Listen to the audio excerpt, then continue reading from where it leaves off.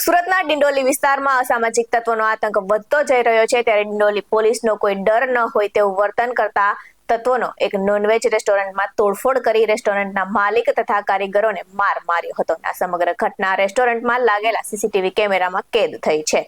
ત્યારે ચોંકાવનારી વાત એ છે કે રેસ્ટોરન્ટ ડિંડોલી પોલીસ સ્ટેશનના ડી સ્ટાફ ઓફિસથી માત્ર 100 મીટરની દૂરીએ છે, છતાં પણ આવા ગુંડા તત્વો ખુલ્લેઆમ આતંક મચાવતા જોવા મળ્યા છે. તો સીસીટીવી ફૂટેજ સામે આવતાની સાથે જ ડિંડોલી પોલીસ હરકતમાં આવી છે અને રેસ્ટોરન્ટ માલિક અને કારીગરોના નિવેદન લેવામાં આવ્યા છે. સાથે જ આરોપીઓની શોધખોળ માટે વિશેષ તપાસ શરૂ કરી દેવામાં આવી છે. આ ઘટનાને પગલે ડિંડોલી પોલીસના પેટ્રોલિંગ અને કાયદો અને વ્યવસ્થાની સ્થિતિ પર અનેક સવાલો ઊભા થયા છે.